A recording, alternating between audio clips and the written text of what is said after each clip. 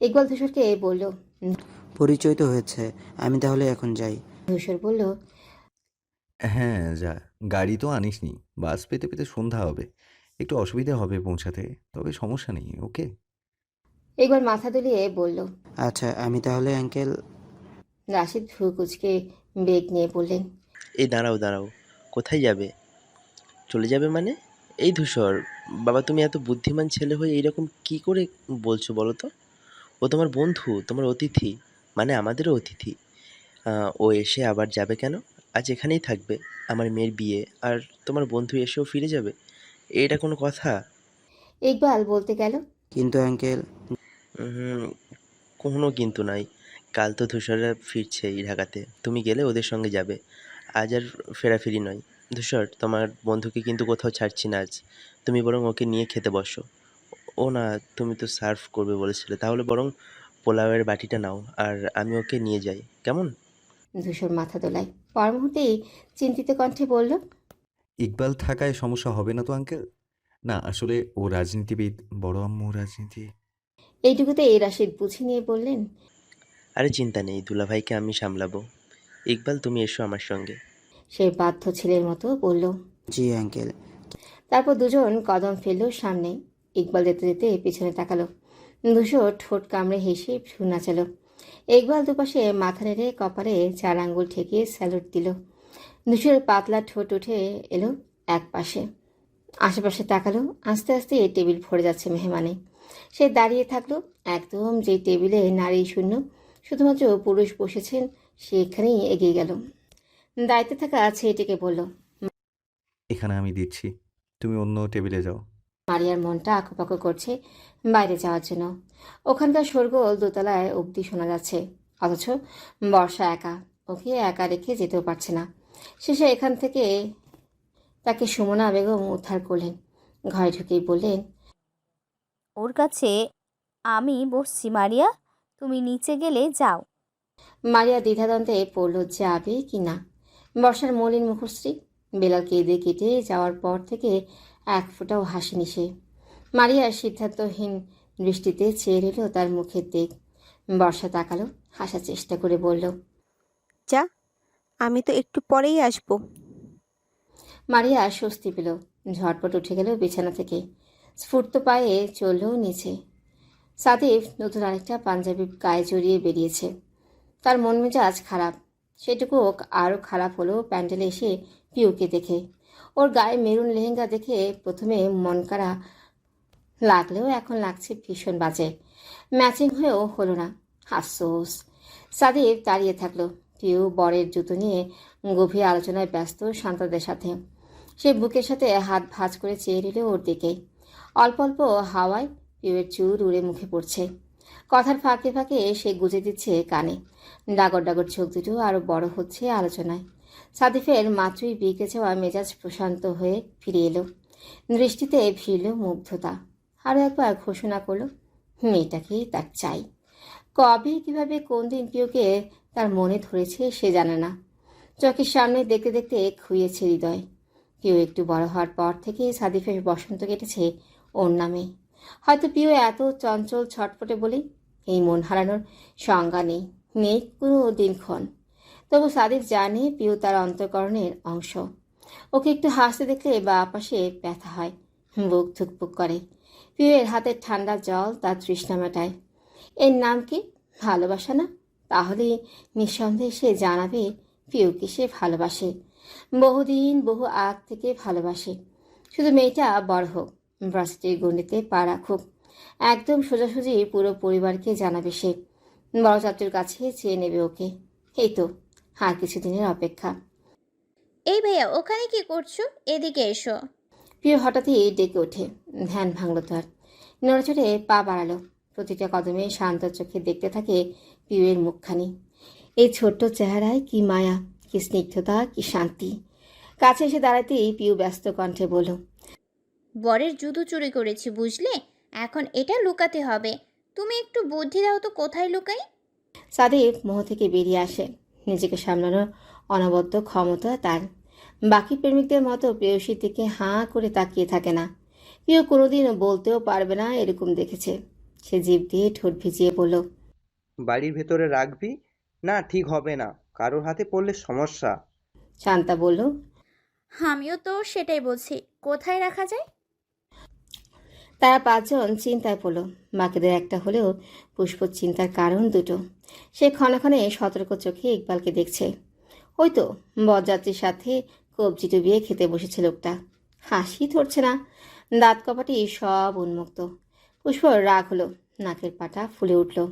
তাকে দুশ্চিন্তায় মেরে ফেলে এই লোক খাচ্ছে। সত্যিও অনেকক্ষণ ভাবল।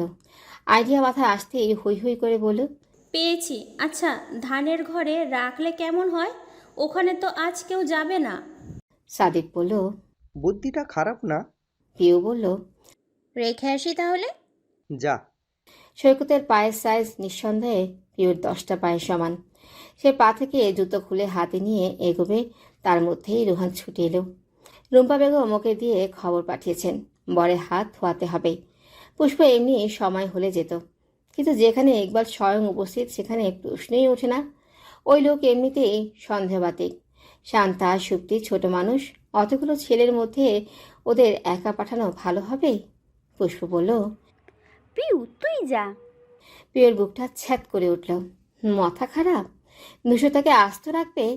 জুতো নিতে গিয়ে কতগুলো সুরাজে পড়েছি, আর যাওয়া যাবে না। 19-20 হলে সর্বনাশ। ধূসর ভাই জিন্দা কবর দিয়ে দিবেন। সাদিক ভাবল সে মানা করবে, এর আগেই পিউ বলল, না না, আমি যাব না। কেন? আমি এসব পারবো না। মৈত্রী আপু কই? ওখানে তো আর দেখলাম না। কল দিচ্ছি। পুষ্প ফোন উঠালে সাদিক বাধা দিল। না থাক, দিস না, শালিদের মধ্যে আর কেউ নেই। এই তো মারিয়া আপু আসছে। মারিয়া তখনই উজ্জ্বল পায়ে এসে সবাই ভিড়ল। সাদিফকে দেখতে মুখটা ঘুরিয়ে ফেল আরেকটি। মারিয়া কপাল কুচকে ভেঙচি কাটল মনে মনে। এই লোক কী ভাবল? সে অন্যদিকে মুখ ফেরালো আর সেও অপমানিত হয়ে গেল। অসহ্য। সে আস্ত সাদিফকে ছুঁড়ে ফেলল মাথা থেকে। বাকিদের দিকে চেয়ে বলল, আমাকে নিয়ে কথা হচ্ছিল? পুষ্প বলল, হ্যাঁ, তোমাকে দরকার। বলো কি করতে পারি? বরের হাত ধোয়াতে হবে। এটা আর এমন কি? সেটাই তো, এই সামান্য কাজে আমরা কেউ যেতে চাইছি না। তুমি বাকি, তুমিই যাও। যাচ্ছি, কিন্তু হ্যাঁ, টাকা পয়সা যা পাবো সেটা শুধু মেয়েদের, ছেলেরা কিন্তু ভাগ পাবে না। সাদিফ ইঙ্গিত বুঝে তাকালো, নাক মুখ কুচকে বলল, এমন ভাব করছে যেন আমি থালা নিয়ে বসে আছি, যে সে হাত ধুয়েই কখন টাকা আনবে আর আমাকে দেবে। মারিয়া পুষ্পের দিকে চেয়ে বলল, আমি কি কারোর নাম বলেছি? অহেতুক লোকজন খেপে যাচ্ছে কেন? সাদিফ পুষ্পকে বলল, নাম বলেনি, মানে কথাটা আকাশে ছুঁড়েছে, আর সেটা এসে পড়েছে আমার গায়ে। খেপে যাওয়া স্বাভাবিক না? মারিয়া বলল, বুঝলাম না পুষ্প, আজকাল ছেলেরা এত মেসি টাইপের কেন? সম্মান টম্মান নেই এদের, যেখানে সেখানে বাঁ হাত দিয়ে চলে আসে। পুষ্প, তুই বলে দে, আমি সাদীপ, মানুষ বুঝে কথা বলি। আমি তো তাকে বলিনি কিছু, সে অযথা উত্তর করছে কেন? আজব মেয়ে মানুষ, এত হ্যাংলা কেন? রেগেমেগে উঠল মারিয়া। এই পুষ্প, এইসব লোককে থামতে বলো বলছি, না হলে কিন্তু খুব খারাপ হবে। পুষ্প, তুই বলে দে, আমি কারো কর্মচারী নই যে হুকুম মেনে চলবো। থামতে বললে থাম। নিজের মতো চলুক না, আমি তো কিছু বলিনি, শুধু আজে বাজে কথা বলতে মানা করো। আমার মুখ, আমার ইচ্ছা, যা মন চাই তাই বলবো। পুষ্প একবার মারিয়ার দিক দেখছে, একবার সাদিফকে।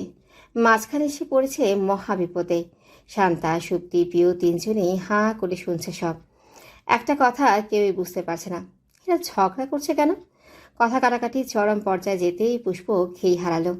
দুহাত তুলে চেঁচিয়ে বলল, ওহ প্লিজ চুপ করো তোমরা। দুজন হাঁ করেও থেমে যায়। মারিয়া ফের ভেঙচি কেটে আরেকদিকে ফিরল। সাদিফও বিরক্তি নিয়ে ঘুরল। পুষ্প বলল, এটা বিয়ে বাড়ি, তোমাদের ঝগড়া করতে হলে অন্য কোথাও যাও। মারিয়া বলল, আমার বয়েই গেছে যার তার সাথে ঝগড়া করতে। সাদিফও বলল, আমারও খেয়ে দিয়ে কাজ নেই, এর থেকে রাস্তায় বেরিয়ে একটা কুকুরের ঘেউ ঘেউ শুনে আসা ভালো। মারিয়া ঘুরে বলল। খুব খারাপ হয়ে যাচ্ছে কিন্তু। সাদিফও ঘুরে তাকালো। হরে হচ্ছে, কি করবেন? আপনাকে আমি রাগে মুখ লাল হয়ে এলো মারিয়ার। সাদিপ বিনা বিলম্বে বলল, কি কি আমাকে হুমকি দিতেই এসে আবার তোতলায়, সে আবার আসে সাদিফের সাথে লাগতে। পুষ্প উত্তেজিত হয়ে বলল, এই তোমরা চুপ করবে ভাই প্লিজ, আসল কাজের কাজ কিছুই হচ্ছে না। দুজনে তুই নিশ্চুপ, যা। অথচ একে অন্যকে ক্ষুব্ধ নজরে দেখছে। পুষ্প দুটোকেই পুরোপুরি এড়িয়ে গেল। প্রিয়কে বলল, তুই যা, জুতো রেখে আয়। প্রিয় মাথা নাড়ল। মারিয়া শান্তাকে বলল, তাহলে চলো আমরা আমাদের কাজে যাই। সাদিপ নিষ্প্রভ কণ্ঠে বলল। এমন ভাব করছে যেন পৃথিবী উদ্ধার করে যাচ্ছে। মারিয়া দাঁত চেপে বলতে গেল কিছু। পুষ্প অবস্থা বেগতিক বুঝে বলল, উফ ভাইয়া তুমিও না। এই তুমি চলো তো আমার সাথে। সাদিপের বাহু আঁকড়ে হাঁটা হলো সে। আপাতত পরিবেশ শান্ত করা এই উদ্দেশ্য। কেউ যেতে যেতেও থেমে গেল। ওদের পেছন থেকে দেখে মুচকে এসে উৎফুল্ল কণ্ঠে বের করলো, রাবণের বানাদে জড়ি। ইকবাল খেয়ে দিয়ে উঠল সবে, পেট কানায় কানায় ভর্তি। একটু জল রাখারও জায়গা হবে না। ওর টেবিলের দায়িত্বে ছিলেন মুত্তালিব, দুশোরের বন্ধু বলে একটু বেশি সমাদর করেছেন। আর সেই সমাদরের তোপে এখন হাঁটতে গেলেও পেটের খাবার লাফিয়ে উঠছে। সে চেয়ার ছেড়ে একবার চারপাশে তাকালো। জোয়ান জোয়ান ছেলেতে গিজগিজ করছে। এরকম জায়গায় পুষ্প আছে ভাবতেই তার গায়ে কাটা দিচ্ছে। মেয়েটা মারাত্মক সুন্দরী। ঢাকায় থাকলেই তার ঘুম হয় না রাতে, আর সেখানে এত ক্রোশ দূরে থাকলে তো হয়েই গেল একটু বেশি ভালোবাসেছে। অথচ পুষ্প সেসব বোঝে না। কিছু বললে, নিষেধ করলেই ভাবে সন্দেহ করছে। শাড়ি পরতে মানা করায় কত ঝগড়াই না করেছিল। সে নিশ্চিত শাড়ি পরলেই পুষ্পকে আস্ত একটা পরীর মতো লাগতো। তখন যদি কারো পছন্দ হয়ে যেত, কোনো মুরব্বী যদি ছেলের বউ হিসেবে পছন্দ করতেন, তখন কি হতো? কিন্তু এইসব মেয়েটাকে কে বোঝাবে? তার ধারণা পুরুষের ভালোবাসা বুঝতেই নারীদের কয়েকবার জন্ম নেওয়া প্রয়োজন। এক পুরুষকে বুঝতেই তাদের এক জনম ফুরিয়ে যায়, সেখানে মন বোঝাতেও দূরের ব্যাপার। ইকবাল ভাবনা চিন্তা করতে করতে ট্যাপের দিকে এগোলো। উঠোনে একপাশে একটা ছোট্ট ট্যাপ বসিয়েছেন রাশিদ। পানির লাইন আসছে সরাসরি ট্যাঙ্কি থেকে। এই আয়োজন আজকের জন্যই বরাদ্দ, যাতে অতিথিরা খেয়ে সাবান দিয়ে হাত ধুতে পারে। ইকবাল ঝুঁকে ট্যাপ ছাড়ল। সাবান দিয়ে কচলে কচলে হাত ধুয়ে সোজা হতেই পুষ্প এসে দাঁড়ালো সামনে। আচমকে এসে যাওয়ায় থতমত খেল সে। ধাতস্থ হয়ে দীর্ঘ হেসে বলল, কি খবর মাই লাভ? এখানে আসার কারণ? পুষ্পর স্বর শক্ত। ইকবাল টেনে টেনে বলল, তুমি যেখানে আমি সেখানে, সে কি জানো না? ঢং বাদ দাও, হুট করে এভাবে চলে এলে। ধূসর ভাই সন্দেহ করলে কি হতো? চাপা স্বরে হাসলেও ইকবাল বলল, পড়েনি তো।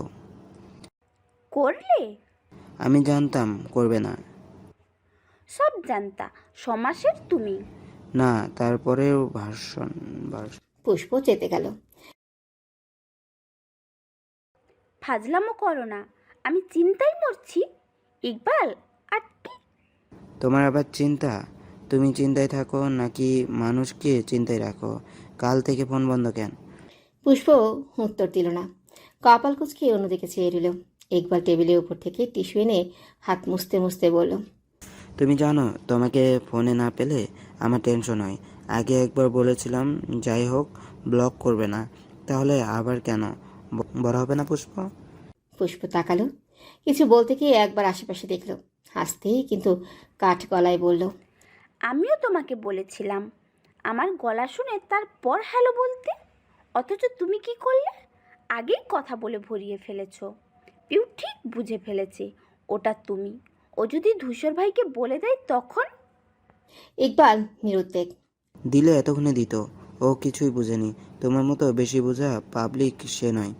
ও ভালো মেয়ে। তুমি একাই সব বোঝো তাই না? বাকি সবাই ঘাসে মুখ দিয়ে চলে, কারণ তারা তো গরু। ইকবাল ভুল শুধরে দেওয়ার ভঙ্গিতে বলল, হুম, গাভী, কারণ তুমি মেয়ে। পুষ্প চোখ রাঙাতেই হেসে ফেলল।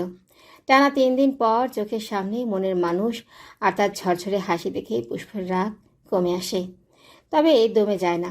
চোখ ফিরিয়ে বলে, এভাবে এসে ঠিক করনি। কি করব বলো পুষ্পরানী? প্রেমে এমন কালো জাদু করেছ, সুতোয় টান পড়লেই ঠিক ভুলে যাই। আজও গিয়েছি, তাই তো ছুটে এলাম। পুষ্প চোখে তাকিয়েও হেসে ফেলে। ইকবালের পেছন থেকে আমজাদকে আসতে দেখলো হঠাৎ। সে আনিসের সাথে কথা বলতে বলতে আসছেন। এদিকে সেদিকে দেখেনি। এদিকে পুষ্প ভীত কণ্ঠে বলল, এই রে, আব্বু আসছেন। তারপর দ্রুত পায়ে দৌড়ে গেল। ইকবাল দীর্ঘশ্বাস ফেলে বলল, সব শ্বশুরই জামাইয়ের জীবনের প্রধান পেরা। আমজাদ খেয়াল করেনি ওকে। পাশ কাটিয়ে যাচ্ছিলেন, অকস্মাৎ ইকবাল বলল, আসসালামু আলাইকুম রহমতুল্লাহি ওয়াবারাকাতু আঙ্কেল। লম্বা চড়া সালাম আর হঠাৎ কথা বলায় ভদ্রলোক ভরকালেন। হতভম্ব নজরে চেয়ে ইকবালকে দেখেই ভ্রু গুটিয়ে বললেন, তুমি ইকবাল না? ইকবাল মনে মনে বলল। এই শুরু হলো বেটার কপাল গোছানো। মুখে হেসে বলল, জি আঙ্কেল, তুমি এখানে? ধূসরের সাথে দেখা করতে এলাম। আমজাদ সিরিয়াস হয়ে শুধালেন, কেন, কি দরকার? এমনি আঙ্কেল, কোনো দরকার নেই। ও আমার বেস্ট ফ্রেন্ড তো, ওকে ছাড়া ঢাকায় ভালো লাগছিল না। তাই নাকি? কিন্তু আমার কেন যেন তোমার কথা বিশ্বাসযোগ্য মনে হলো না। কেন বলো তো বাবা? তোমার চেহারা দেখলেই কেমন চোর চোর ভাব পাচ্ছি। ইকবালের মেয়েকে হাসি মুছে গেল। বিড়বিড় করে বলল, কি সে আনালোক, ঘুরিয়ে পেঁচিয়ে অপমান করে দিল। বলল, না না আঙ্কেল, সত্যি বলছি। আমজাদ মাথা নাড়লেন। মিথ্যা না বলাই ভালো। আমি চাইও না তুমি মিথ্যা বলো। ধূসরকে রাজনীতি ভূত যত ছাড়াতে চাই তত ঘাড়ে চেপে বসে। শুরুটা অবশ্য তোমার জন্যই। তুমিই ওকে সাহায্য করেছিলে উচ্ছেনে যেতে। ইকবাল বেখেয়ালে বলল, জি আঙ্কেল, ইয়ে না আঙ্কেল, আমি তো ওকে বারণ করি পার্লামেন্ট না আসতে, আপনার অফিসে থাকুক, ও তাই চাই। আমজাদ সন্ধিহান কণ্ঠে বললেন। তাহলে নিজে ছাড়ছো না কেন? ইকবালের কথা বন্ধ হয়ে গেল। আমজাদ শিকদার বাঁকা হাসলেন, কাজ চাপড়ে বললেন, তাড়াহুড়ো নেই, সময় আছে শুধরানোর। ভেবেচিন্তে এগিয়েও। এমন না হয় যে বয়স শেষ অথচ কপাল চাপড়ানো শেষ হলো না। বুঝেছ? ইকবাল মাথা দোলায়। আমজাদ শিকদার বললেন, খেয়েছো? জি। চলো আনিস। তারপর এগিয়ে গেলেন সামনে। ইকবাল মুখ কুচকে চেয়ে রইল। বিড়বিড় করলো, শেষমেশ মেয়ে পক্ষই জিতল। হাত ধোয়ানো আর জুতা লুকানো বাবদ আরও 8,000 টাকা হাতালো তারা। আর সেই নিয়ে সাব্বিরকেই ঝাড়ছে সবাই। গেটে খুচরো ধরানোর প্ল্যান তারই ছিল। ছেলেটা চুপসে থাকলো সারাক্ষণ। কোনো বুদ্ধি তার খাটলো না কোথাও। জুতো এমন জায়গায় রেখেছিল পিউ খুঁজে পাওয়াই তো দুঃসাধ্য। খাওয়া দাওয়া সব কিছুর পাট জোগাতে প্রায় 3টা বাজল।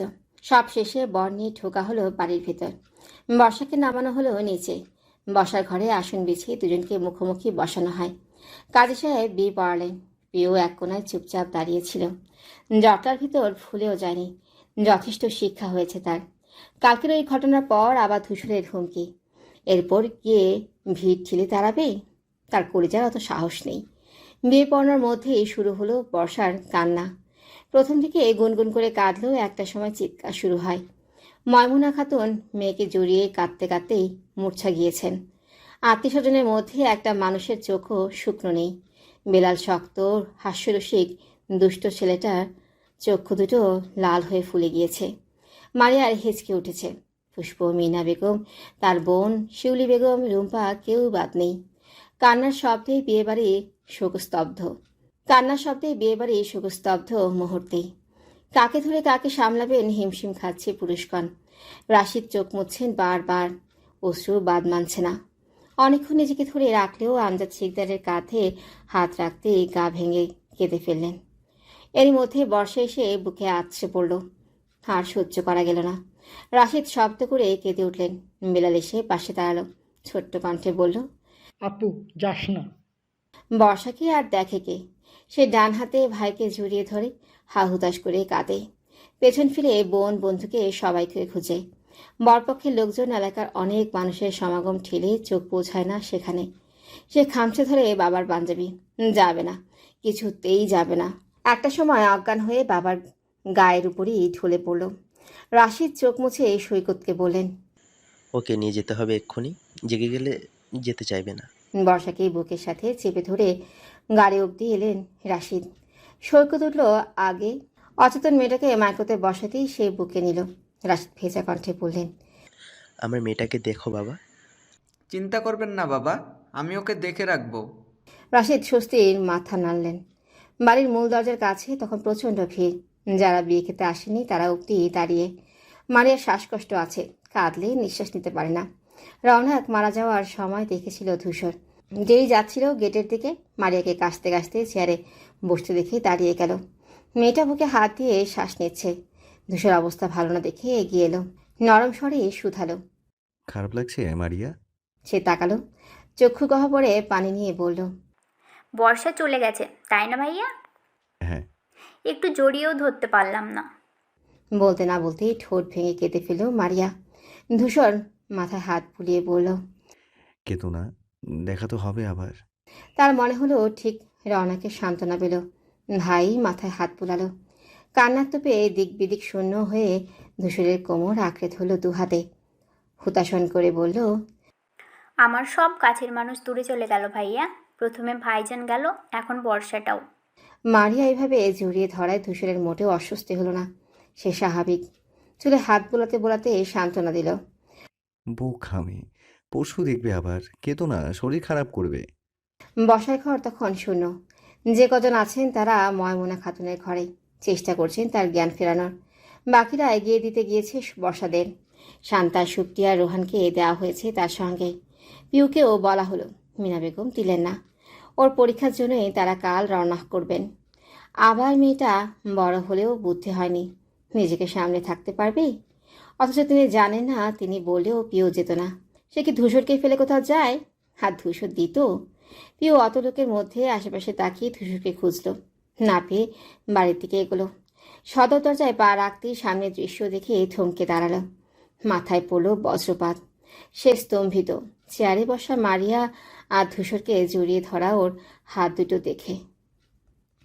পুষ্প সরু নাক লালিত, একটু পরপর ফুলছে কান্নায়, ঠোঁটদয় চেপে রেখেছে। মলিন চেহারা আর ভেজার দুটো চোখ চেয়ে আছে গেটের দিকে, যেখান থেকে এই মাত্র গত হলো সৈকতদের গাড়ি। পুষ্প চোখ ভরে ওঠে ফের। বর্ষা সে একই বয়সী, ছোট থেকে ছুটেছে এদিক সেদিক। নানু বাড়ি আসার একটা মুখ্য কারণ ছিল বর্ষা। খেলতো, ঘুরতো, ঘুমাতো একসাথে। বাড়ির ভিতর পাকা ওয়াশরুম থাকা সত্ত্বেও দুজন হুটোপুটি করে গোসল করতো পুকুরে। সাঁতরে সাঁতরে খোলা বানাতো পরিষ্কার জল। বকে ধমকেও উঠানো যেত না দুটোকে। একে অন্যের জামা পরতো ভাগাভাগি করে। শীতের সময় দুপুরে ছাদে গিয়ে চুল শুকানো, চুলে তেল লাগানো, এসব তো আর হবে না। হবে না সেই পুরনো হইচই। মেয়ে মানুষের জীবনটাই এরকম। দুদিন পরে তো তারও বিয়ে হবে। দুজন দুদিকে সংসারী হবে। এইভাবে গল্প, আড্ডা, হইহুল্লা এসব কিছুই অতীত। পুষ্পর কান্না বাড়ল অশ্রু গড়ানোর মাত্রা। সে শব্দ আটকাচ্ছে ঠোঁট টিপে। একবার দূরে দাঁড়িয়ে খেয়াল করতে এগিয়ে আসে, পাশে দাঁড়ায়। কথা না বলেই পকেট থেকে রুমালটা নিয়ে এগিয়ে দেয়। পুষ্প তাকালো। ফোলা নেত্রযুগল ইকবালকে কষ্ট দেয়। অনুরোধ করল, কেঁদো না প্লিজ। পুষ্প আশেপাশে তাকালো। ইকবাল বলল, ভয় পেও না ধূসর, তোমার বাবা কেউ নেই এখানে। পুষ্প আশ্বস্ত হলো, মাথা নামিয়ে বলল, বর্ষা আমার মামাতো বোন কম, বন্ধু বেশি, আর দেখা হবে না ওর সাথে? কে বলেছে হবে না? আল্লাহ চাইলে সব হয়। ভবিষ্যতের কথা ভেবে এইভাবে কান্নাকাটি করা ঠিক হচ্ছে? তুমি বুঝবে না। ইকবাল বলল, আমি হয়তো বুঝবো না, কিন্তু তোমাকে কাঁদতে দেখলেও যে আর একটা মানুষের বুকে ব্যথা হয় সেটুকু তো বোঝো। তাও কাঁদছো কেন?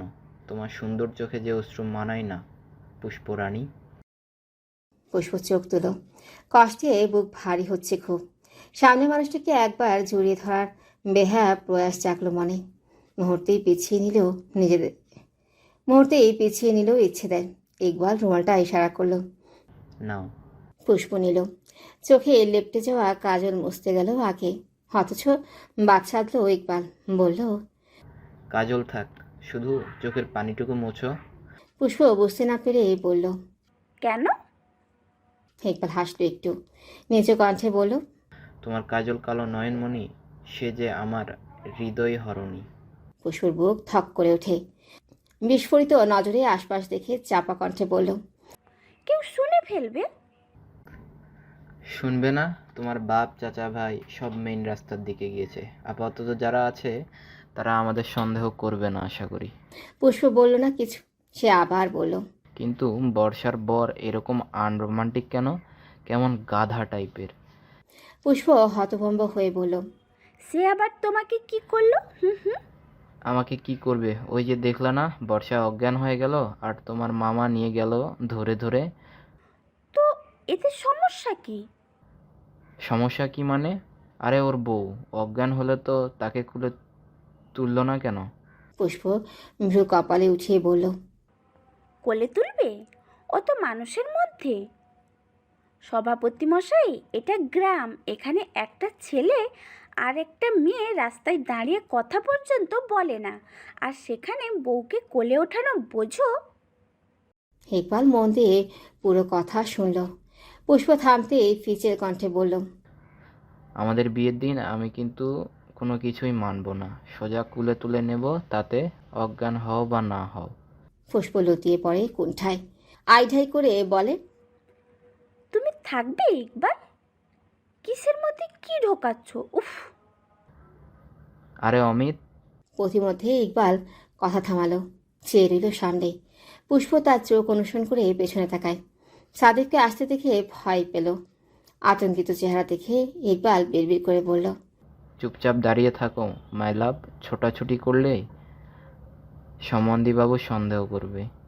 সাদিক ফেলেও দীর্ঘ হেসে ইকবালকে বলল, আরে ইকবাল ভাই, আপনি কখন এলেন? দেখলামই না। বলতে বলতে ডান হাতটাও এগিয়ে দিল সে।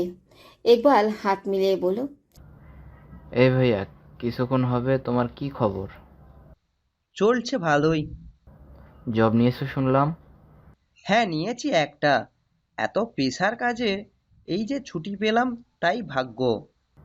সব কাজেই ভীষণ চাপ। আমাকে দেখো তবে, ভাই ধূসর যে কি করে দুদিক সামলালো কে জানে। সাদিক ঘুরিয়ে মাথা নেড়ে জানালো, আর বলবেন না, ভাইয়া হচ্ছে লিজেন্ড। ওদের কথার মধ্যেই পুষ্প মিনমিন করে বলল, তোমরা গল্প করো ভাইয়া, আমি আসি। বলতে দেরি, তবে প্রস্থানে দেরি হলো না। লম্বা লম্বা কদম ফেলে বাড়ির দিকে এগোলো। এক কথায় সাদিফের সন্দেহ থেকে নিশ্চিত করলো নিরাপত্তা। ওরা দুজন মশগুল হলো গল্পে। সাদিফ প্রস্তাব রাখলো, চলুন ভাই, আপনাকে বাজারটা ঘুরিয়ে আনি। বাজার? হ্যাঁ, এখানকার বাজারটা একদম ইউনিক। আমি তো গ্রামে এলাম প্রথমবার, ভালো লেগেছে। বাজারের পাশে আবার একটা বিরাট নদী। পরশু দেখলাম একজন নদী থেকে জ্যান্ত মাছ তুলেই বিক্রি করে ফেললো। ইন্টারেস্টিং তো, চলো তাহলে দেখে আসি। দুজন হেঁটে হেঁটে গেট পার হয়। সাদিফ হঠাৎ শুধালো, আপনি সিগারেট খান ইকবাল ভাইয়া? ইকবাল চমকালো, চোখ ছোট করে বলল, কেন বলো তো? স্মেল পাচ্ছি। ইকবাল জিভ কেটে লজ্জিত কণ্ঠে বলল, চলো একটু একটু, তুমি খাও। কি? না না, আমি মেয়েদের মতো গন্ধও নিতে পারি না। সাদিফ হেসে উঠল। ইকবাল পড়ে গেল চিন্তায়। বিয়ের আগে শ্বশুরবাড়ির লোক তার বদভ্যাস সম্পর্কে জেনে গেল। এখন মেয়ে দিতে গাইগুই করবে না তো? পিউয়ের নিঃশ্বাস আটকে আছে, শ্বাসনালীতে তুফান। অক্ষিপল্লব কাঁপছে তিত্তির করে, গলা শুকিয়ে কাঠ। চোখের সামনে পৃথিবী ঘুরতে ঘুরতে থেমেছে। পা আটকেছে জমিনে, একটু নড়ার শক্তিও যেন নেই। সে ফ্যালফ্যাল করে তাকিয়ে রইল সম্মুখে। মারিয়া কাছে, অল্প অল্প আসছে তার কান্নার শব্দ। মাথাটা ঠেকিয়ে ধূসরের কোমরে, আর তার দুই হাত পেঁচিয়ে রাখা সেই সমস্ত জায়গা জুড়ে। প্রিয়র মস্তিষ্কের প্রতিটা নিউরন কেঁপে ওঠে। বোধ বুদ্ধি সবটা এলোমেলো, স্তব্ধ। সে কথা বলতে ভুলে গিয়েছে। আচমকা ধূসরের চোখ পড়ল এদিকে। শিথিল ভ্রু গুছিয়ে এলো এক জায়গায়, অথচ সাবলীলতা পাল্টালো না, এক বিন্দুও না। মারিয়ার মাথার উপর রাখা হাতটা অবধি সরালো না সে, চেষ্টাও করলো না দূরত্ব বাড়ানোর। সে অটল দাঁড়িয়ে, অবিচল তার অক্ষিপট। একদম তীরের মতো সুচালো দৃষ্টিতে দেখছে পিউয়ের মুখ, চিবুক শক্ত, তীক্ষ্ণ দৃষ্টি। পিউ তখনও হাঁ করে তাকিয়ে, তার মাথা ফাঁকা। ইতিবাচক নেতিবাচক কোনো ভাবনাই হাতড়ে পাচ্ছে না ভেতরে। মারিয়া কেঁদে কেঁদে হঠাৎ চোখ খুলল। চৌকাঠে দুটো পা দেখে মুখ বরাবর তাকালো। পিউকে দেখতেই তার কান্না শেষ। ধূসরকে ধরে আছে সে, কথাটা খেয়াল হতেই তড়িৎ পেকে সরে গেল। ধূসর শক্ত পাথর তখনও। ঠান্ডা দৃষ্টি ঘুরছে পিউতেই। মারিয়া অস্থির ভঙ্গিতে চেয়ার রেখে দাঁড়িয়ে যায়। চোখ মুছে হাসার প্রচেষ্টা করে। সহজ গলায় বলল, ওখানে দাঁড়িয়ে আছো কেন পিউ? সম্বিত ফিরল মেয়েটার। ধ্যানমুক্ত হলো। ধূসরের তামাটে মুখ থেকে চোখ সরিয়ে তাকালো মারিয়ার দিকে। তুই শব্দও করলো না, নড়লও না। মারিয়া চিন্তিত ভঙ্গিতে জিভ দিয়ে ঠোঁট ভেজালো। পিউয়ের সারা শব্দ না পেয়ে নিজে এগিয়ে গেল ওর দিকে। আমতা আমতা করে বলল, বর্ষা চলে যাওয়ায় এত কষ্ট হচ্ছিল, ধূসর ভাইকে পেয়ে সব কান্না উগলে দিয়েছি। পিউয়ের মুখভঙ্গির বদল হলো না। শান্ত লোচনে পর্যবেক্ষণ করলো তাকে। একবার ধূসরকে, পর মুহূর্তেই নিচের দিকে চেয়ে দুর্বোধ্য ক্ষীণ হাসল। কাউকে কিছু না বলেই পা বাড়ল সামনে। নিশ্চুপভাবে সিঁড়ি বেয়ে উঠে গেল। মারিয়া আগামাথায় কিছুই বুঝল না। তার মস্তিষ্কে ঢুকল না পিউয়ের অভিব্যক্তি। উদ্বিগ্ন হয়ে ধূসরকে বলল, এখন কি হবে ভাইয়া? পিউ তো ভুল বুঝলো, আমি বরং একবার ওর কাছে যাই। ধূসরের পাথুরে হাবভাব অপরিবর্তিত। সে শটান দাঁড়িয়ে তখনও। কথাটাই নিজের চাহনিতে একবার উপরের দিকে তাকালো। মারিয়া যেতে নিলে বাধা দিয়ে বলল,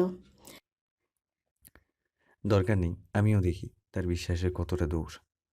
আজকে রাত নিস্তব্ধ নির্জীব। গতকালের হৈহুল্লোড়ে মেতে থাকা মজুমদার বাড়ির একাংশও নেই। মৈত্রী ঘরে বসে মারিয়া ও পুষ্প নির্লিপ্ত। শান্তা সুপ্তি কেউই নেই বাড়িতে। কেউ শুয়ে আছে বিছানায়। তার চোখ মুখ গম্ভীর, অন্তঃপুর আষাঢ়ে ছেয়ে। সেই যে উপরে উঠেছিল এখন অবধি নামেনি। দেখাও হয়নি ধূসরের সঙ্গে। লোকটা এতগুলো ঘন্টায় খোঁজ পর্যন্ত নিল না তার। পিউয়ের বুকটা ভাঙল দুঃখে। বেরিয়ে এলো খণ্ড খণ্ড দীর্ঘশ্বাস। তার গভীর ভাবনার সুতো ছিল সাদিফের হাঁক শুনে। তার নাম ধরে ডাকছে সে। পিউ উঠে পড়ল শোয়া থেকে। গায়ে ওড়না জড়িয়ে অনিচ্ছা সত্ত্বেও রুম থেকে বের হলো। নিচে এসে পেল মারিয়া, পুষ্প, রাতিফ আর রিক্তকে। নীরব দৃষ্টি বোলারও আশেপাশে। মনে মনে খুঁজল একটি কাঙ্ক্ষিত মুখ। প্রশ্ন জাগল, মানুষটা কোথায়? সাদিফ প্রশ্ন করল। কই ছিলিস? পিউ ছুটে করে জানায়, ঘরে। সাদিফ কোকের বোতল এগিয়ে দিল। নে। পিউ চকচকে বোতলের দিকে দেখল একবার।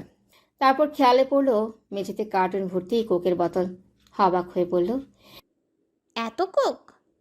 ট্রিট দিচ্ছিস সবাইকে? হঠাৎ? ভাবলাম দুপুরে এত হেভি খাবার খেলো, এখন হজমে সুবিধা হবে। তুই প্রশ্ন না করে ধর। পিউ হাতে নিল। কাচের বোতলের ছিপিগুলো বড্ড শক্ত থাকে। হাত দিয়ে খোলা যায় না বিধায় সাদিফ আগেই খুলে রেখেছিল। পিউয়ের আর কষ্ট করতে হলো না। সাদিফ প্রথমে বোতলগুলো, তারপর মানুষ একজন মিসিং সেখানে। অনেকক্ষণ ভেবে বার করলো মজ্জি অনুপস্থিত। সাদিফ চাইলেও ডাকবে না, কিন্তু হার মানল সৌজন্যবোধের কাছে। সে পুষ্পকে বলল, মৈত্রী আছে না? ডেকে তো।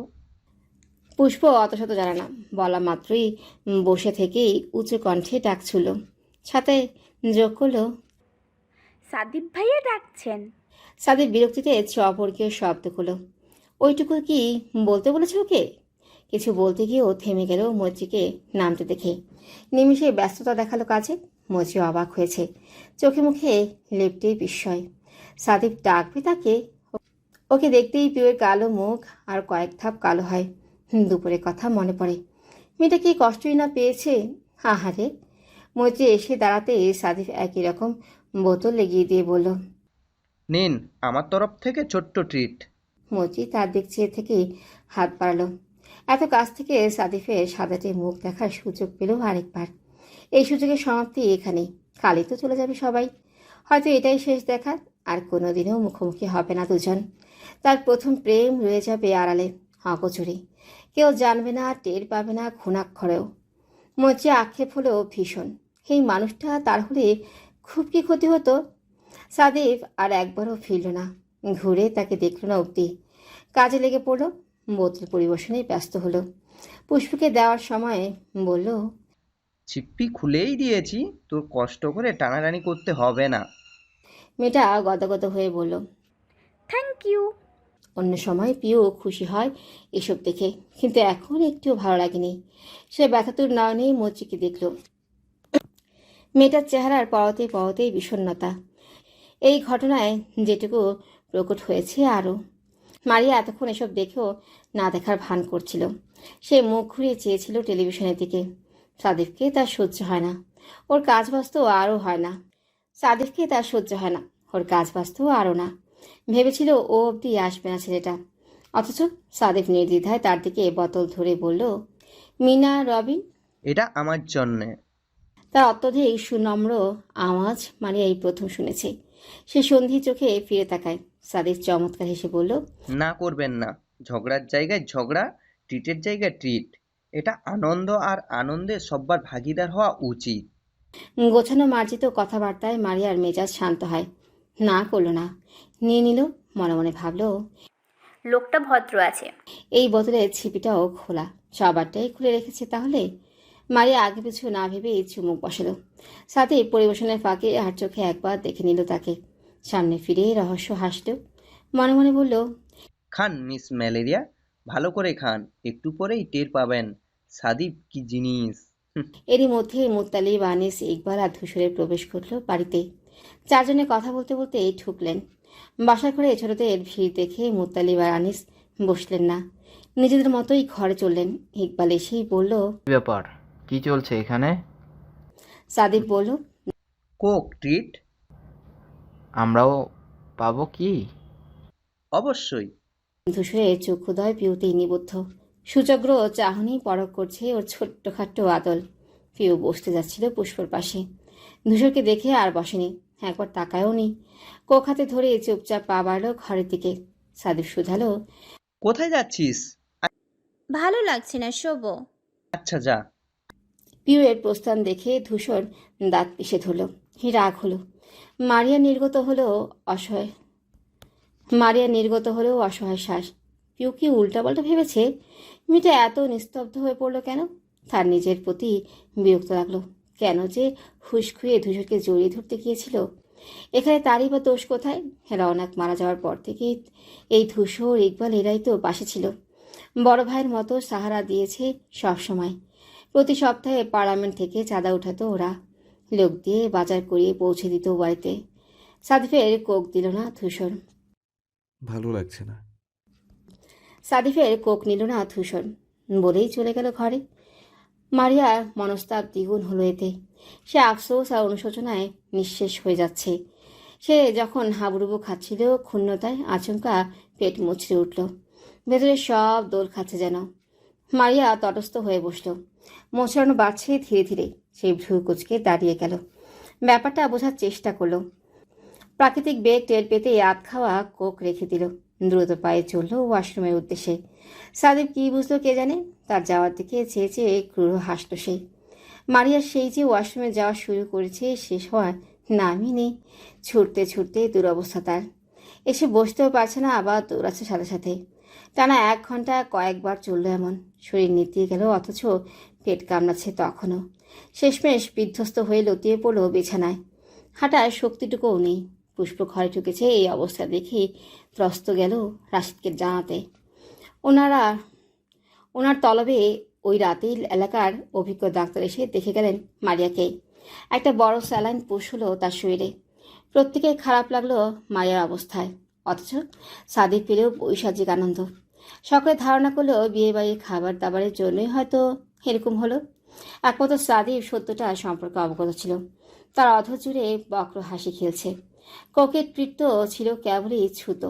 নাটক ছিল মারিয়ার সাথে করা সুন্দর আচরণটাও। এর আড়ালের আসল উদ্দেশ্য পূরণ হয়েছে তার। নিজেকে করা শপথ রাখল তাহলে। ঠিক এইভাবে মেয়েটা তাকে বিজুতি পাতা দিয়ে নাজেহাল করেছিল, সুদ সমেত ফিরিয়ে দিল সেও। এর চেয়ে বড় প্রাপ্তি হয়? সকলে চিন্তিত মুখের ভিড়ে সাদিফ হেলে দুলে বেরিয়ে গেল। আস্তে ধীরে মারিয়ার অবস্থা স্বাভাবিক হয়। একে একে ঘর ছাড়লো বাকিরাও। শুধু পুষ্প, পিউ রয়ে গেল কাছে। ওরা আজ এখানেই শোবে। সেই রাত বিদ্যুৎ বেগে কাটল। যেন রাত নামতে না নামতেই পলক ফেলার পূর্বেই চলে এলো ভোর। উঠল নতুন সূর্য। কমতে থাকলো অতিথিদের ভিড়। সকাল হতে না হতেই সবার আগে বাক্স প্যাটরা গুছিয়ে নামলো মজিরা। বিদায় নিতে যখন পিউয়ের কাছে গেল, সেই এক ফোঁটা দীর্ঘশ্বাসই বেরিয়ে এলো তার। সাদিব তখনও ঘুম থেকে ওঠেনি। সেই সুযোগটাই কাজে লাগিয়েছে মেয়েটা।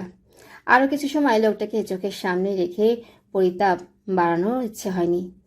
যেখানে মায়া বাড়িয়ে লাভ নেই সেখানে যে মায়া কাটাতে শিখতে হয়। মারিয়া ফিরবে না আজ। বর্ষা বৌভাত কাটিয়ে এলে একেবারে ওর সাথে দেখা করেই যাবে। না হলে একবার ঢাকামুখী হলে কবে দেখা হবে কে জানে। এবারই তো সাক্ষাৎ হলো দীর্ঘ 2 বছর পর।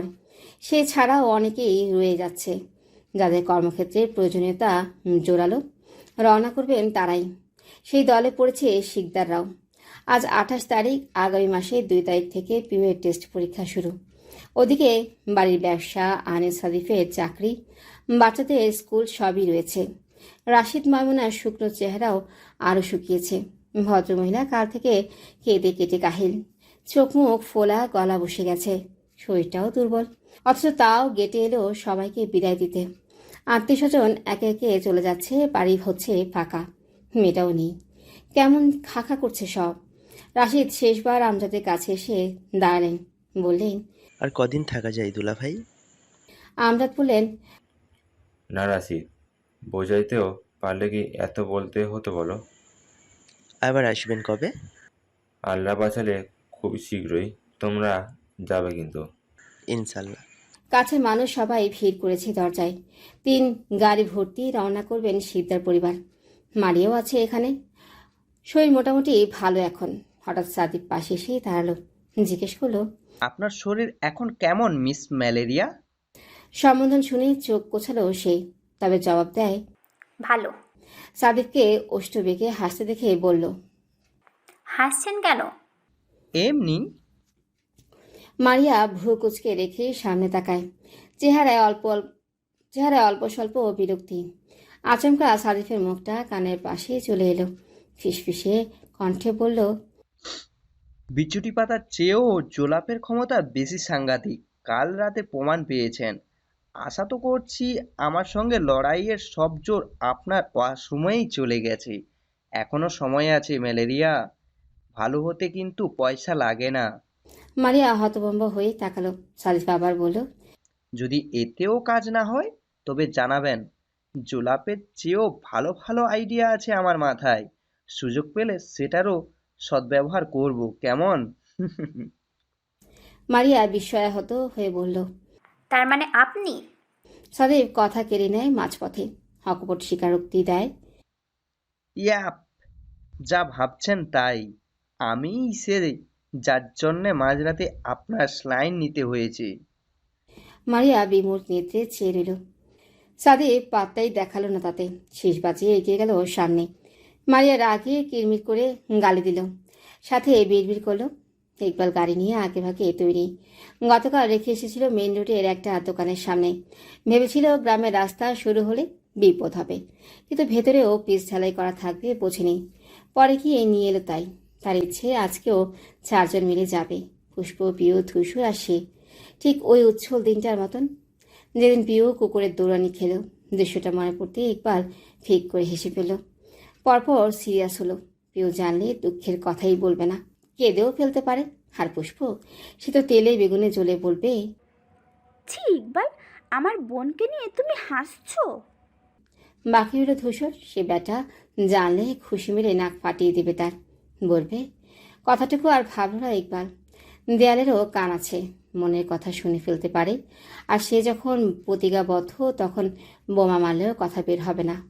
ইকবাল ড্রাইভিং সিটে বসে পা নাড়াচ্ছে। একটু পরপর চারপাশে দেখছে। ধূসরের পিউ এই গাড়িতে আসবে কনফার্ম, কারণ ধূসর যেখানে পিউ সেখানে। কিন্তু তার পুষ্পরানী সে কোথায়? ইকবালের পাশে জানার এসে উকি দিল। পুষ্প কাঁধ ব্যাগ নিয়ে সোজা হয়ে দাঁড়িয়ে। মেয়েটা দোটানায় পড়েছে, কোন গাড়িতে উঠবে সেই নিয়ে। মন তো চাইছে অনেক কিছু, সে ইকবালের কোলে বসে যেত প্রস্তুত। কিন্তু ওর গাড়িতে উঠলেই যদি কেউ সন্দেহ করে তখন?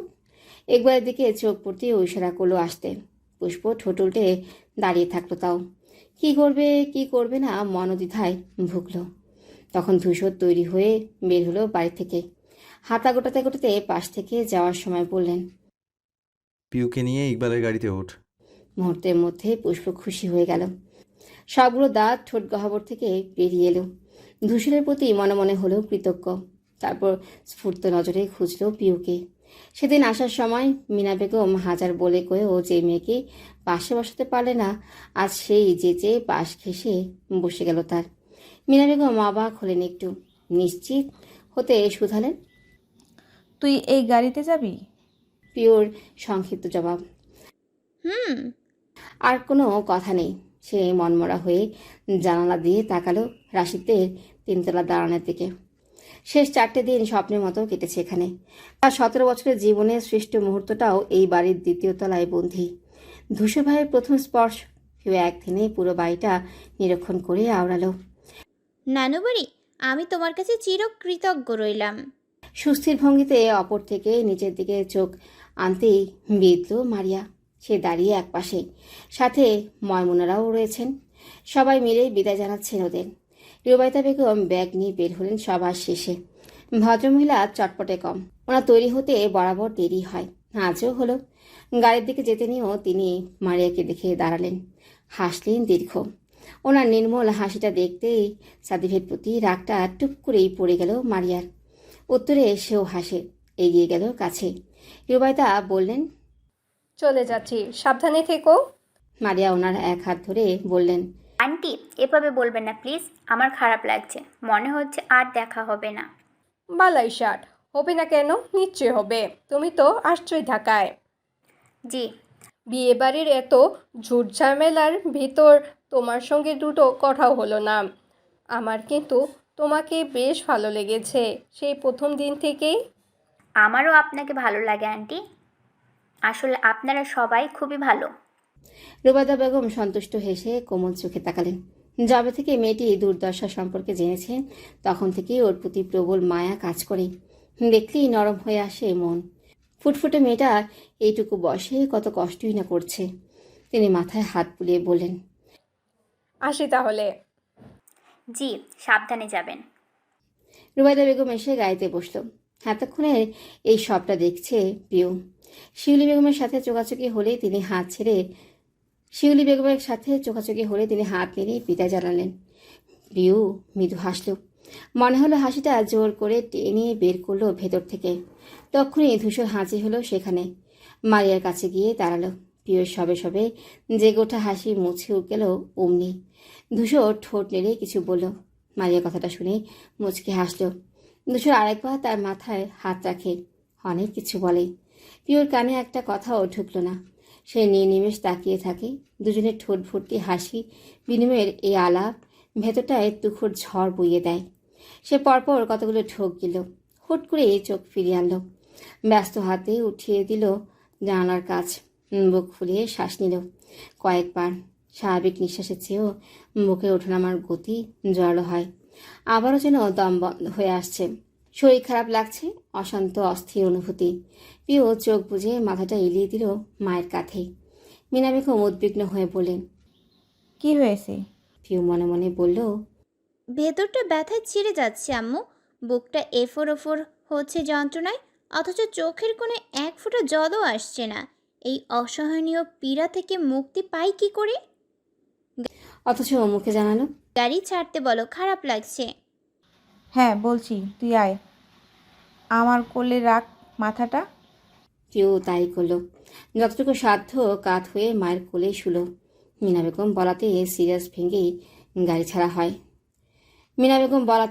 ভেঙেই গাড়ি ছাড়া হয়। সবার আগে ধেয়ে চলে সেটা। ধূসর মারিয়ার সাথে কথা শেষ করে মুত্তালিবের থেকে বিদায় নিল।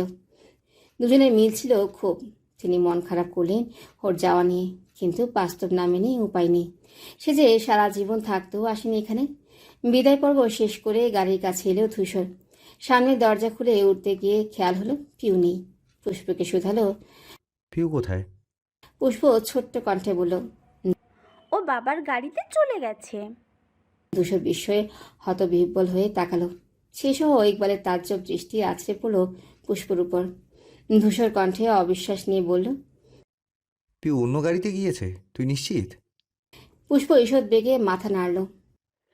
বলিসনি আমি এই গাড়িতে আসতে বলেছি? বলেছিলাম তো, সোনা মাত্রই জানিয়ে দিল আসবে না। ধূসর হতবাক, হতচেতন। হে ইকবালও তাই। সব তার মস্তক পার করে চলে যাচ্ছে।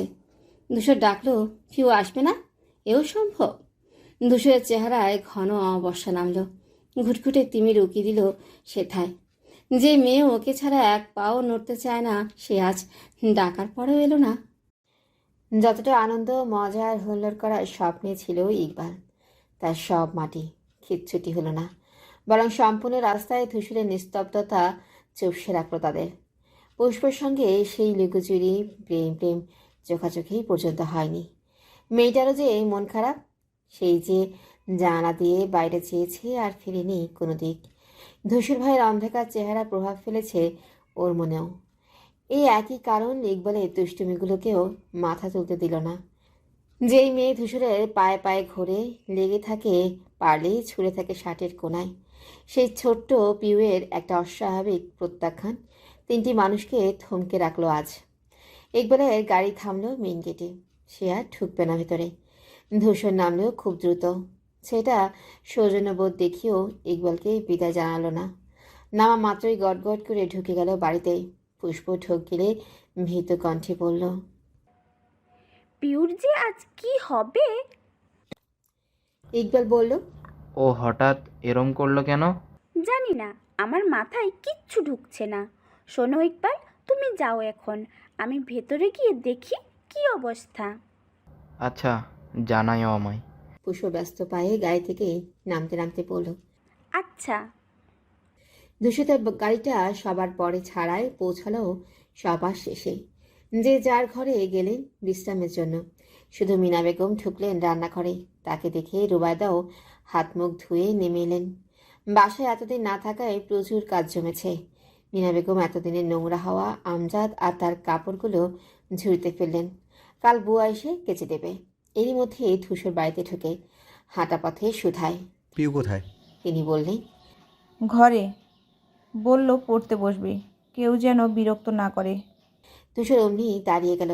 পেছন ফিরে তাকাতেই মিনা বেগম বললেন, আমিও অবাক হয়েছি পরাচোর মেয়ের এত আগ্রহ দেখে। যেখানে এত পথ জার্নি করে এসেছে, সবাই বিছানায় চিৎপাটাং হয়ে গেল, সেখানে সে নাকি পড়বে এখন। ভাবা যায় বলতো? রুবায়দা বেগম বললেন, ওর তো পরীক্ষা আপা, তাই পড়ছে। তুমি যতটা বলো পিউ ততটাই ফাঁকি দেয় না। আর এরকম পড়েও ভালো রেজাল্ট করছে যখন, তখন সমস্যা কোথায়? তুই আর ওর কথা বলিস না আর ভাই। সব সময় আগের রাতে পড়ে পরীক্ষা দিতে যায়, তাও কিভাবে এত নাম্বার পায় আল্লাহ মালুম। নির্ঘাত স্যারগুলো একটা খাতাও ভালো করে দেখে না। রুবায়দা বেগম কথাটাই হেসে ফেলেন। নিজের মতো আরও কিছু সাফাই গেলেন পিউয়ের নামে। কিন্তু শক্ত হয়ে রইল ধূসর। সেই হাতরে রাখা হাতটা আরও দৃঢ় হলো। বুঝতে বাকি নেই পিউয়ের নিষেধাজ্ঞার উদ্দেশ্য। কেউ যেন বিরক্ত না করে, এই লাইনটা শুধুই তার জন্য, তাই তো? ধূসর যতটা ক্ষিপ্ত ছিল, তার থেকেও অত্যাধিক রাগ মুহূর্তেই জাপটে ধরল শরীর। ললাটের শিরা সমূহ ফুঁসে উঠে রক্ত উত্তপ্ত জলের ন্যায় টকবক করল। তারপর শব্দ করে করে সিঁড়ির এক এক ধাপ বেয়ে চলল সে। পিউয়ের দরজার সামনে এসে থামল ধূসর। দোর ভেতর থেকে বন্ধ দেখে ক্রোধ আরও জোরে বসে। তামাটে নাকের ডগা ফুলে ওঠে। পিউ চেয়ারে বসে, মাথার টেবিলে। আচমকা দরজা ড্রিম ড্রিম শব্দে কলিজা ছড়াত করে লাফিয়ে ওঠে। চমকে দরজার দিকে তাকালো সে। হুলস্থুল করাঘাতের শব্দ কানে স্পষ্ট। পিউয়ের বড় বড় চোখ নিবদ্ধ সেখানে। পর মুহূর্তেই নিভেল দৃষ্টি। চোখ ফিরিয়ে আনলো সে। আবার আগের মতো দুহাত জড়ো করে টেবিলে রেখে মাথাটা এলিয়ে দিল। ধূসরের হাতের তালু লালিত, যেন চামড়া ফেটে রক্ত আসবে বাইরে। দাঁত কপাটি একই জায়গায় এসে মিশেছে। পুষ্প গুটিসুটি মেরে পেছনে দাঁড়িয়ে, চেহারা শঙ্কায় আতঙ্ক। দরজা ধাকানোর শব্দ জোরালো হলো আরও। একে একে পৌঁছে গেল বাড়ির প্রতিটা কোণায়। উচ্চ শব্দে নিচ থেকে ছুটে এসেছেন মিনা, রুবায়দা। বাকিরাও বেরিয়ে এলো ঘর থেকে। পেছনে ভিড় জমল, অথচ নিরুদ্বেগ ধূসরের এলো গেল না। সে অধৈর্য, বিক্ষিপ্ত, তর্ণিত। কেন দরজা খুলছে না পিউ? কেন? আফতাব শিকদার চশমা চোখে দিয়ে বের হলেন। ছেলেকে বললেন, কি ব্যাপার, এইভাবে দরজা ধাক্কাচ্ছ কেন? কি হয়েছে? ধূসর জবাব দিল না। একবার ঘুরেও দেখল না বাবাকে। মিনা বেগম বুঝতে না পেরেই বললেন, ও ধূসর, কি হয়েছে রে বাবা? পিউ কিছু করেছে? পুষ্প চোরের মতো চুপটি করে দাঁড়িয়ে। ঘটনার আদ্যপান্ত তার অবগত, তবুও একটু শব্দ করছে না। বাড়ির প্রত্যেকে ধূসরের কাণ্ডে একে অন্যের মুখ চাওয়াচাই করলো। ভাবলো হয়তো পিউ কিছু করেছে, না হলে এত শব্দেও কেউ দরজা কেন খুলবে না। অবশেষে ক্ষান্ত হলো ধূসর। থামলো সেই। পিউ খুলল না তো খুললই না। ধূসর বন্ধ দোরের দিকে কিয়ৎক্ষণ রক্ত চোখে চেয়ে রইল। প্রশস্ত বুকটা লাফাচ্ছে ঝড়ের ন্যায় নিঃশ্বাসের গতিতে। সে ক্ষুব্ধ নজরে শেষবার তাকে হনহন পায়ে নিজের ঘরে গেল। ধরাম করে দরজা লাগালো। উৎকট শব্দে কেঁপে উঠল হিরিক্ত থেকে রাদিফ। আমজাদ সিকদার ওয়াশরুম থেকে বের হয়ে চটজলদি বাইরে এলেন। মেয়ের ঘরের সামনে বাড়ির সবাইকে দেখে তপ দেখিয়ে বললেন, কি হয়েছে এখানে? তাজ্জব কৌতূহলী প্রতিটি সদস্য তার দিকে তাকালো। তবে জুৎসই উত্তর কারো কাছে নেই। সকলেই প্রশ্নবিদ্ধ। কেউ ভাবলো পিউ হয়তো বেয়াদবি করেছে, তাই রেগে গেছে ধূসর। আফতাব শিকদার তিতি বিরক্ত। শান্ত মানুষ বলেই ছেলেকে কিচ্ছু বলেন না।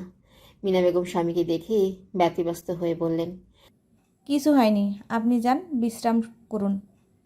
তাহলে তোমরা এখানে কেন? পিউ ঠিক আছে?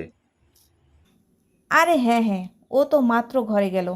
আমি ডাকছিলাম জোরে জোরে, দরজা ধাক্কাইয়েছি বলে ওরা সবাই চলে এসেছে।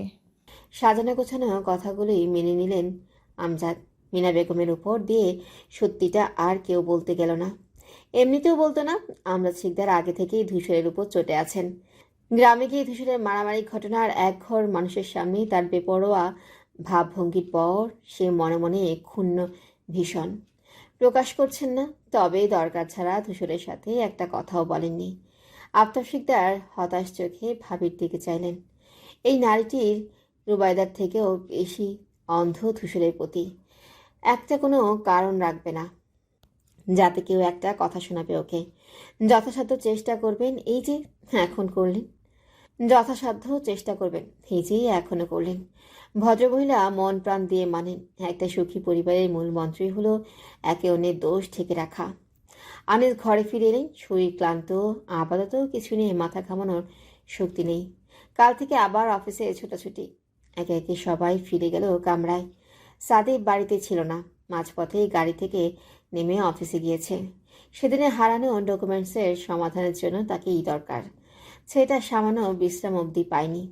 মিনা বেগম রুবায়দা দুজনেই দাঁড়িয়ে থাকলেন। রুবায়দা চিন্তিত কণ্ঠে বললেন, কি হলো ব্যাপারটা? ছেলেটা এমন করলো কেন? কি আর হবে, হয়তো দেখছিলি পিউ সত্যি পড়তে বসেছে কি না, আর এটাও ভয়ে দরজা খোলেনি। দেখেছিস, ফাঁকিবাজ তো। দুজন সরল সহজ রমণীর আলাপের মাঝে পুষ্প ঘরের দিকে পা বাড়ালো। মনে মনে বলল, আল্লাহ বাঁচিয়েছেন, তোমাদের সরল বানিয়ে না হলে কি হতো। ধূসর ভাই যা খেপেছেন, কখন শান্ত হবে আল্লাহই জানে। কেন যে এরকম করছিস পিউ? পিউয়ের দরজা খোলা হলো যখন ধূসর বাড়িতে নেই। দুপুরে খেলো না, কয়েকজন হাজার ডেকেও তাকে পায়নি। ভেতর থেকে উত্তর পাঠাচ্ছিল, পরে খাবো, পড়ছি। ধূসর আসার আগে আগে খেতে গেল। একেবারেই সামান্য ভাত মুখে দিয়ে আবার রুমে ঢুকে যায়। ফের দরজা লাগাতে গেলেই পুষ্প এসে সামনে দাঁড়ালো। থেমে গেল পিউ। সে নরম কণ্ঠে প্রশ্ন করল, কি হয়েছে তোর? পিউ অনতিবিলম্বে জবাব দেয়, কিছু না। কিছু হলে আমাকে বল, আমি সব ঠিক করে দিব। পিউ দুর্বোধ্য হেসে বলল, হলেই না ঠিক হতো, যেখানে কিছু হলোই না সেখানে আর কি করবি? তুই বড়দের মতো করে কথা বলছিস কেন? বড় হয়ে গেছি বলছিস? পুষ্প দরজা ছেড়ে ভেতরে ঢুকলো। বোনের গাল ধরে মোলায়েম স্বরে পড়ল, তোর কি মন খারাপ পিউ? পিউয়ের ভেতরটা হু হু করে ওঠে, অথচ চোখ শুকনো। মেয়ে হেসে মাথা নাড়ালো। পুষ্প বলল, ধূসর ভাই দুপুরে ডাকলেন, বের হলি না কেন? এমনি, পরীক্ষার 4 দিন বাকি, একটু পড়ি। পুষ্প অবাক হলো। পরক্ষণে স্বাভাবিক হয়ে বলল, পড়, আমি আজ তোর সাথেই ঘুমাবো। না, আমি শব্দ করে পড়বো, তোর ঘুম হবে না। পুষ্প বিষয়টা চাপা দিতে পারে না, চোখ ফেটে বেরিয়ে আসে তার স্পষ্ট ছাপ। এই মেয়েটা তার সঙ্গে ঘুমাবে বলে প্রত্যেকটা দিন বায়না করে, সেই তো নিতে চায় না। রাত জেগে ইকবালের সাথে ফোনালাপের জন্যই নেয় না। তবে অজুহাত দেখায় পিউয়ের ঘুম ভালো না বলে। অথচ আজ সে নিজে যেচে এলো, পিউ মানা করছে। পিউ ঠান্ডা স্বরে বলল, তুই এখন যা আপু, আমার পড়তে বসতে দেরি হয়ে যাবে। পুষ্পর মুখটা ছোট হয়ে আসে। এইবার সে শতভাগ নিশ্চিত পিউয়ের কিছু একটা হয়েছে। নির্ঘাত কষ্ট পেয়েছে কিছু নেই, কিন্তু ও তো দুঃখ পেলে চেপে রাখার মেয়ে নয়। হাত পা ছড়িয়ে কাঁদে, বলেও দেয় সরাসরি। অভিযোগ জানায়, তাহলে হঠাৎ কি হলো? সকালবেলা নাস্তার টেবিলে এসে ধূসর থমকালো। সবাই আছে, পিউ নেই। সবসময় বসা চেয়ারটাও ফাঁকা। পরপর স্বাভাবিক হলো সে। তারপর ভাবলো আসবে হয়তো, ওঠেনি এখনো। আজ অব্দি তাকে ছাড়া মেয়েটা খেয়েছে নাকি? ধূসর এগিয়ে এসে চেয়ার টেনে বসে। রুবাইদা বেগম প্লেটে নাস্তা বেড়ে দিলেন, গ্লাসে ঢাললেন তাজা ফলের রস। ধূসর চুমুক দিতে দিতে আর চোখে সিঁড়ির দিকে তাকালো। পিউয়ের ছায়ারও দেখা নেই। ধূসর শরবত মুখের সামনে ধরলেও খেতে পারল না, রেখে দেয়। পাশে পড়ে থাকা খালি চেয়ারটা দেখে বিশ্রী অনুভূতি হয়। স্যান্ডউইচ হাতে তুলেও নামিয়ে রাখে। ওইটুকু সময় কয়েকবার তাকালো সিঁড়ির দিকে, হেই বুঝি পিউ নামছে। কিন্তু না, মেয়েটার খোঁজই নেই। এমন তো কখনো হয়নি। এ বাড়িতে এত ভোরে মিনা, রুবাইদা, সুমনার পর পিউই উঠে, শুধুমাত্র ধূসরের সাথে দিন শুরু করার আশায়। নামাজ শেষে ঘুমায় না, বসে থেকে অপেক্ষা করে, চেয়ার টেনে মুছে রাখে। ধূসর ভাই পাশে বসবেন বলে। সারাদিন দেখবে না, এই একটু সময় কাছে পাবে বিধায় যে মেয়ে এতটা মুখিয়ে থাকে, সে আজ এলো না, এতক্ষণেও না। ধূসর ঠকিল। খাবার আজ নামবে না গলা দিয়ে। আফতাব লক্ষ্য করে ছেলেকে জিজ্ঞেস করলেন, খাচ্ছ না কেন?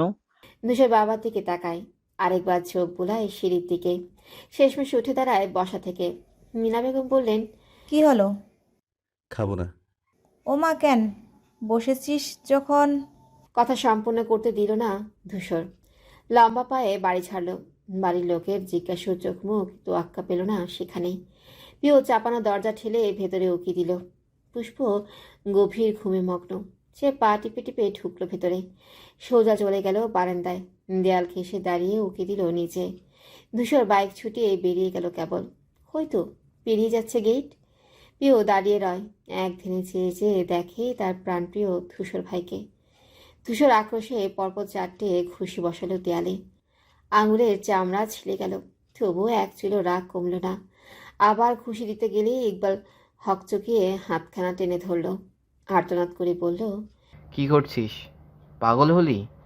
ধূসর হিস করল, অথচ শান্ত কণ্ঠে বলল, হাত ছাড়। ধূসর, মাথা ঠান্ডা কর, রাগ কমা, নিজেকে আঘাত করলে লাভ নেই। ধূসর তাকালো। তুই ভাবতে পারছিস ইকবাল, আমি ডাকলাম পিউ এলো না, আমি দরজা ধাক্কালাম, বাড়ির সবাই জড়ো হয়ে গেল, কিন্তু ও খুলল না।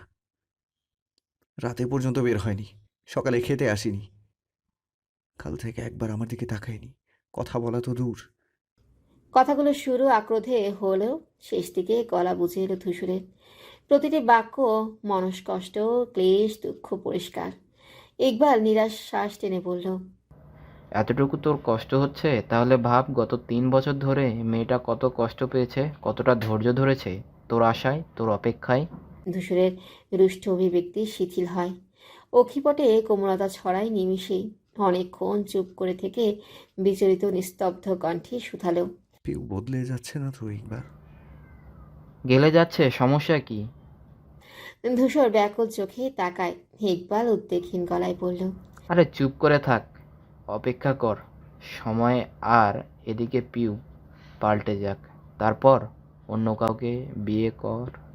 এটুকু শুনতেই ধূসর ধমকে উঠল। চুপ চুপ কর। ইকবাল থামল, তবে হাসল।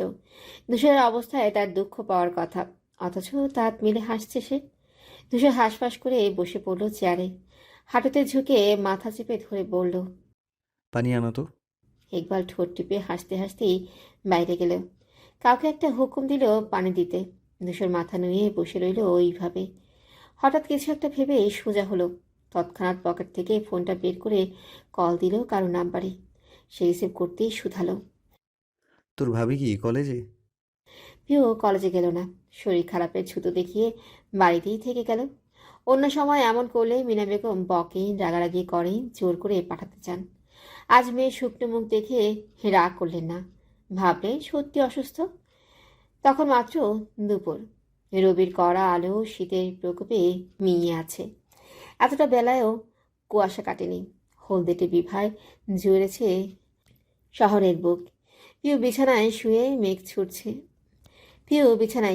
মেঘ ছুটছে তার আদল ঘিরে, নিশ্চয় রাখি জোড়া নিবদ্ধ সিলিং ফ্যানের উপর। তখনই ঘরে ঢুকলেন মিনা বেগম। মেয়েকে গভীর চোখে দেখলেন। গত 2 দিন ধরে তার দুরন্ত মেয়ে এমন চুপচাপ কেন?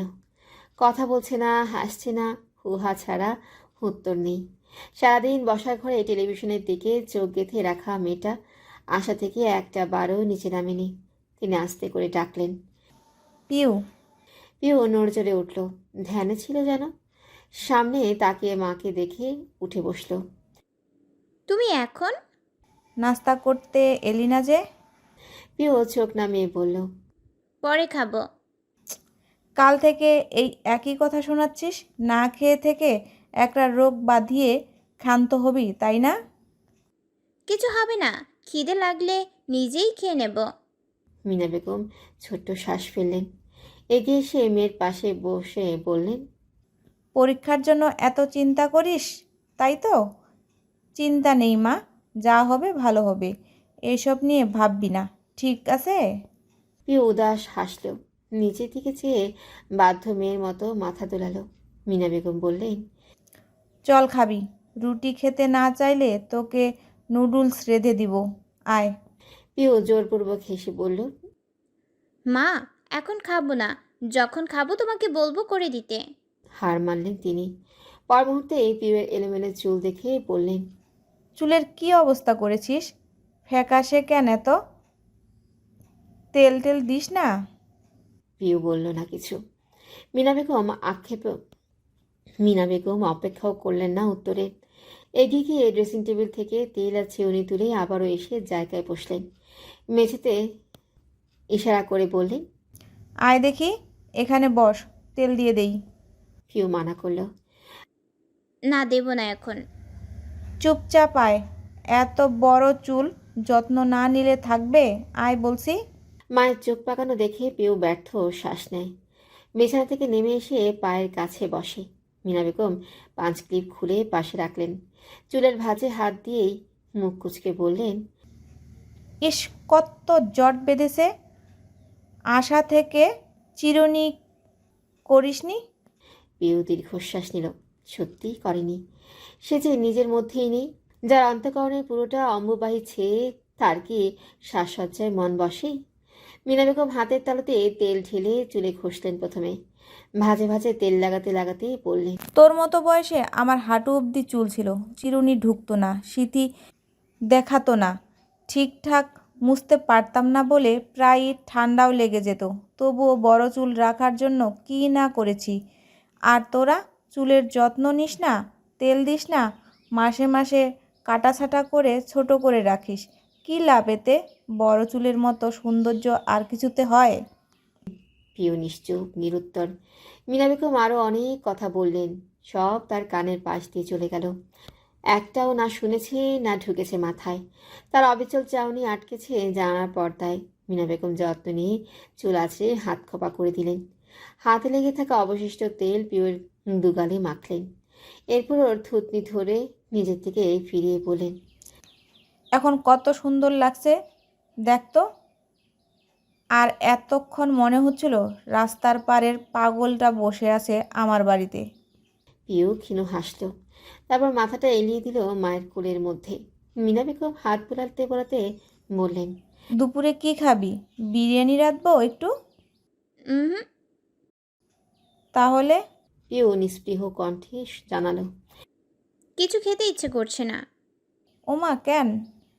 এ সময় রুবাইদা বেগম চঞ্চল পায়ে ঘরে ঢুকলেন। উদ্বেগ নিয়ে বললেন, আপা, তুমি এখানে আর আমি সব জায়গায় খুঁজছি। আমার শুনে পিউ মাথা তুলল, তবে মেঝেতেই বসে থাকলো। মিনা বেগম বললেন, কেন রে, কি হলো আবার? তরকারি বসিয়ে এসেছিলাম, পুড়ে গেল নাকি? আরে না না, আমি ঝাল কমিয়ে রেখেছি। আসলে কথা ছিল একটা, সকাল থেকে বলবো বলবো করে হচ্ছিল না। তুমি তো জানো আমার পেট ততক্ষণ অবধি গুড়গুড় করতে থাকে যতক্ষণ তোমার কাছে না বলছি। মীরা বেগম হেসে বললেন। আয় বস, শুনি তোর কথা। রুবাইদা বেগম দরজা চাপাতেই বললেন। খুব গুরুত্বপূর্ণ কথা না কি রে রুবা? হ্যাঁ অনেক। আমি তোমার দেবরের সাথে রাতেই আলাপ আলোচনা করে রেখেছি, বুঝলে? এখন তোমাকে বলবো। মীরা বেগম একটু নড়চড়ে বসলেন। পিউ কৌতূহলী নজরে তাকিয়ে রুবাইদা বেগম চাপা কণ্ঠে বললেন। আমি না একটা কথা ভাবছি, এখন তুমি আর ভাইজান মতামত দিলে আগাবো ভাবছি। তোমরা হ্যাঁ বললে হ্যাঁ, না বললে এখানে শেষ। আচ্ছা বাবা, সে বুঝলাম, কিন্তু কথাটা কি? রুবাইদা বেগম বললেন। কথাটা তোমার ছেলেকে নিয়ে। পিউ আগ্রহ ভরে তাকালো। মীরা বেগম শুধালেন। ধূসর কি করলো? রুবাইদা বলার পূর্বে পিউয়ের দিকে নেত্রপাত করলেন। সচেতন কণ্ঠে বললেন। পিউমা, তুই কাউকে বলবি না তো? পিউ জানালো। না মেজমা। মীরা বেগম অধৈর্য কণ্ঠে বললেন। ধূসর কি করেছে বল? আরে না, কিছু করিনি। তবে দেখছো তো কেমন ভব ঘুরে, বাড়িতে থাকে না, রাত করে ফেরে, নিজের দিকে খেয়াল নেই, কারো কথা শুনে না। চিন্তা হয় না বলো? হ্যাঁ সে তো হবেই, আবার রাজনীতি করছে, কত দিক সামলাতে হয়। হ্যাঁ, এই জন্যই চাইছি ওর বিয়ে দেব। একটা লাল টুকটুকে বউ আনবো বাড়িতে।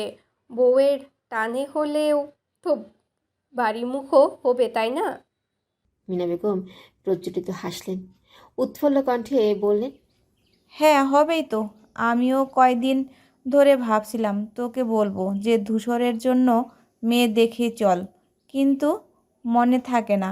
আচ্ছা, এখন যখন তুই চাইছিস, দু বোন মিলে মেয়ে দেখা শুরু করি। পিউয়ের শ্বাসরুদ্ধ হয়ে আসছে, বারবার ঠোক গিলছে। রুবাইদা বেগম মিনমিন করে বললেন। আসলে আপা হয়েছে কি, আমার না ধূসরের জন্য একটা মেয়েকে ভালো লেগেছে, তবে তোমার পছন্দ না হলে ক্যান্সেল। মীরা কপাল কোচকালেন। পছন্দ করেছিস কাকে? রুবাইদা বেগম অমনি হাসাহাসি মুখ করে বললেন। মারিয়াকে। পিউর হৃৎপিণ্ড থমকে গেল ওখানে। গোটা আকাশটা টুকরো টুকরো হয়ে ভেঙে পড়ল মাথায়। পায়ের নিচে জমিন কম্পমান। ঘোলা নেত্রযুগল বিস্ময়কুল হয়ে চেয়ে রইল তাদের দিকে। মীরা বেগম অবাক হয়ে বললেন। মারিয়া, হঠাৎ ওকে পছন্দ করলি যে? আগেই পছন্দ হয়েছিল, কিন্তু বলিনি। তারপর আবার ধূসরের মুখে ওসব শুনে এত মায়া হলো। মেয়েটার কত কষ্ট, আমাদের বাড়ি এলে সুখেই থাকবে। সে থাকবে, কিন্তু ধূসর? ও তো রাজি হবে। দেখো আপা, ছেলে যতই বলুক, আমার মনে হচ্ছে মারিয়ার প্রতি ওর কিছু একটা আছে। না হলে রাজনীতিতে কত মানুষ আহত হয়, মারা যায়, সবার পরিবার রেখে মারিয়ার পরিবারকেই খেয়াল কেন রাখবে? কেন ওকেই আনবে পিউয়ের টিচার হিসেবে বলো? আর বিয়েবাড়িতেও দেখলাম, অনেকবার লক্ষ্য করেছি আমি, ওদের মধ্যে মিল খুব। হতেই পারে ভিতর ভিতর একজন আরেকজনকে পছন্দ করে, কিন্তু বলছে না। মীরা বেগম বিজ্ঞের মতো মাথা দুলিয়ে বললেন। হ্যাঁ, কথাখানা ঠিক, হতেই পারে। তাহলে তুমি ভাইজানের সাথে কথা বলবে? আচ্ছা বললাম না হয়। মেয়ে তো সুন্দর, ভদ্র, সুশীল, ভালোই হবে। পরিবারও ভালো, বাবার সরকারি চাকরি ছিল, খারাপ তো নয়। রুবাইদা খুশি হয়ে আওড়ালেন। ঠিক আছে। আচমকা খেয়াল পড়লো পিউ কেমন অদ্ভুত চোখে তাকিয়ে। পলক পড়ছে না, অক্ষিকূট নড়ছে না, যেন মূর্তি বসে একটা। তিনি ভ্রু গুটিয়ে বললেন। এভাবে কি দেখছিস?